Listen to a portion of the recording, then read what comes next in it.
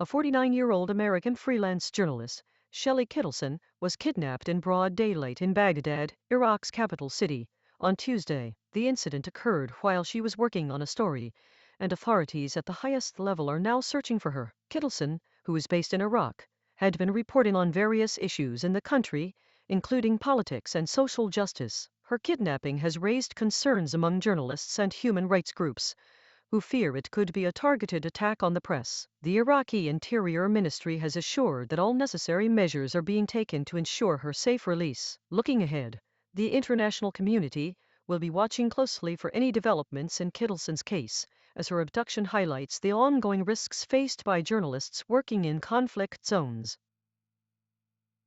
A federal judge in Washington, D.C. has issued an injunction halting construction of President Trump's proposed $400 million renovation project for the White House ballroom. The project, which aims to modernize and expand the historic space, was set to be completed by 2025. However, the judge ruled that the project must cease immediately due to concerns over safety and security protocols. The decision comes amid growing criticism from lawmakers and local residents who expressed concerns about the potential disruption to the National Mall and the impact on nearby businesses.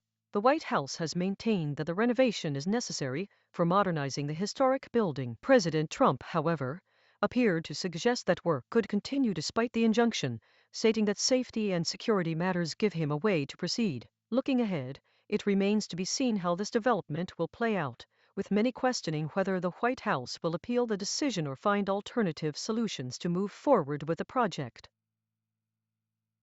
In Chiang Mai, Thailand, a group of 1,700 residents have filed a lawsuit against former Prime Minister Prayut Chan-o-cha and two state agencies over the government's alleged failure to address air pollution in the north. The plaintiffs claim that the poor air quality has shortened their lives by approximately 5 years due to recurring nosebleeds. The case highlights the growing health concerns associated with air pollution in Chiang Mai, where residents have been complaining about the city's notorious haze for years. The city's high levels of particulate matter and nitrogen dioxide have been linked to various health issues, including respiratory problems and cardiovascular disease. This lawsuit marks a turning point in the public's push for action against the government's inaction on air pollution. Looking ahead, this case may set a precedent for future environmental lawsuits, potentially leading to increased pressure on governments to take concrete steps to reduce pollution and improve public health.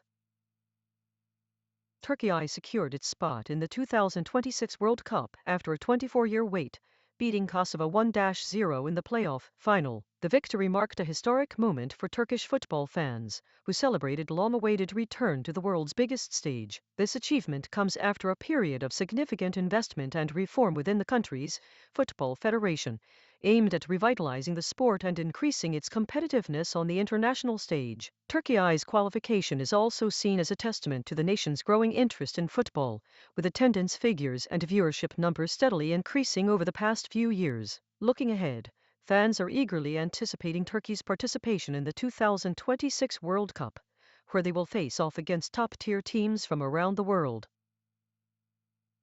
U.S. Army pilots who flew near Kid Rock's home were suspended and then reinstated within hours. The incident occurred on Tuesday when a group of U.S. Army pilots flew low over Kid Rock's property in a training exercise, prompting the musician to take to social media to express his concern. According to reports, Kid Rock had been waving at the pilots from his house as they passed by, and he even invited them to come closer for a wave back. The pilots' actions were deemed reckless by some, but others defended their behavior as necessary for training purposes. In response to public pressure, the U.S. Army suspended the pilots involved, only to reinstate them just hours later. Looking ahead, it remains to be seen how this incident will shape future military training exercises in close proximity to civilian properties. India has begun its massive census, aiming to count more than 1 billion people across the country. The exercise is crucial as it will determine eligibility for various schemes and programs, including the nationwide Rural Jobs Guarantee, which relies on an accurate definition of rural areas. The census process is complex, with data collection spanning over 15 years, during which significant demographic shifts are expected to have occurred. If the data used to calculate beneficiaries is faulty or outdated, it can lead to misjudged numbers and distorted delivery of these programs. This could have far-reaching consequences for rural development initiatives, as the definition of rural areas may no longer accurately reflect the changing landscape. Looking ahead, the accuracy of the census data will be crucial in ensuring that government programs reach those who need them most, without wasting resources on ineligible recipients or leaving deserving individuals behind.